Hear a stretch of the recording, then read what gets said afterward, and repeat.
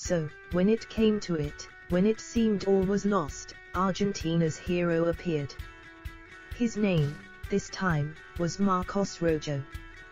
With the Albiceleste on the verge of elimination, the scene before them horribly familiar, songs dying in thousands of throats and the final 3 minutes beginning, the Manchester United defender arrived to guide a wonderful volley into the corner and send them through to the last 16. Their progress comes at the cost of a Nigeria side who had come from a goal down to make it 1-1 and might have won, missing chances and appealing for a penalty. Instead, at the last, there was life for Argentina, delirious celebration, players in tears. Jorge Sampaoli once said that the World Cup is a revolver held against Lionel Messi's head. Russian roulette is a game that must eventually end badly, but Argentina had hoped it would last longer than it looked like it was going to here.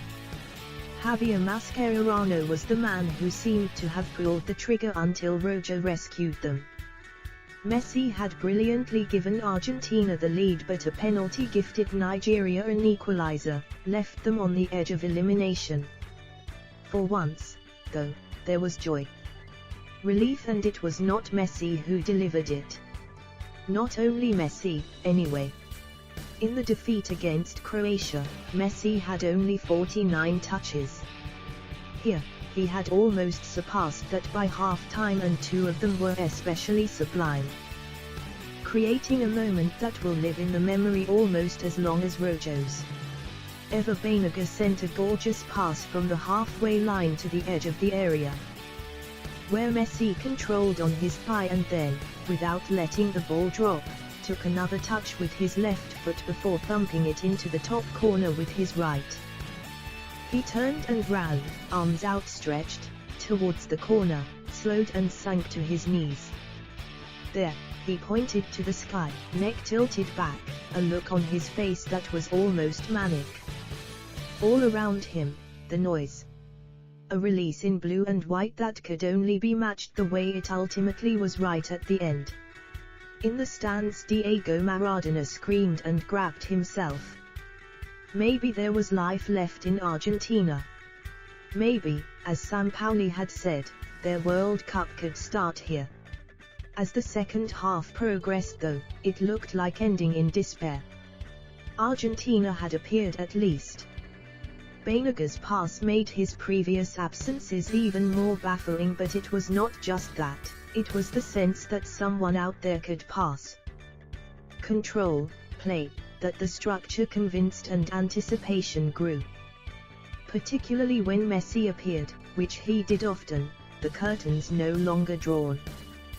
He slotted a superbly weighted ball through for Gonzalo Higuain, who was unable to lift it over Francis Uzoho.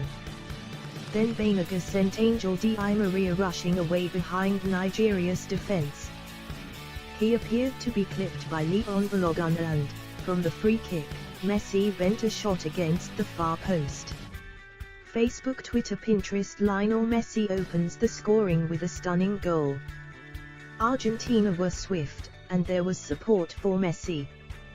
They appeared in control, and yet there was always a certain vulnerability. Not just here, where Rojo's extremely high challenge was a risk inside his area, but also in Rostov, where Iceland played Croatia. Croatia scored early in the second half to reduce that threat, but there is no threat greater than the one Argentina posed themselves, and by the time Croatia's goal had gone in, Nigeria had already been gifted a route to the next round. Mascherano, a man with a startling lack of wisdom for one so old, all the more so in days of VAR, held Balogun at a corner. Cunit Kakesa gave a penalty that Victor Moses calmly rolled in. The corner that led to it had come from 3 Argentina players getting in each other's way.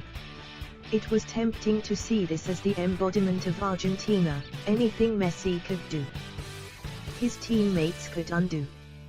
Desperation was always likely to see the return of familiar flaws.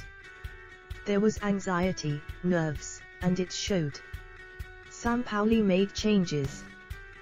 But when you do not have a structure, a framework, an idea, and when you do have fear, there is nothing really to fall back on. Except, of course, Messi. And everyone knows that. Sometimes it is worth looking elsewhere, but they are so reluctant to do that. At the very end, they did. The suffering, though, was unbearable.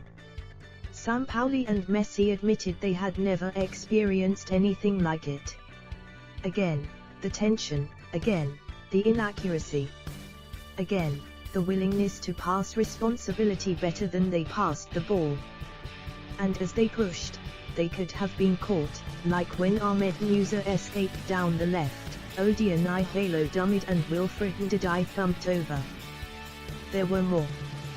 Rojo lost the flight of Musa's pass, watching it bounce off his arm to Ihalo, who scuffed the shot. A clear penalty, Michael John Obi called it, but the referee consulted the screen and disagreed. Next, Ihalo was clean through, only to strike Franco Armani's leg. Then Itibo curled a free kick into the side netting. Just before those chances, Higuain had sent his and Argentina's best shot. Their one shot, it seemed, sailing into the stands. Behind him by the penalty spot, ready to shoot, was Messi, who watched his teammate take it from him. That felt like the end, a telling and sad finale. But with time slipping away, Gabi Mercado crossed and Rojo provided the finish. "You couldn't write a better script," Higuain said. As Rojo ran and celebrated, Messi erupted, chased after him and leapt onto his back.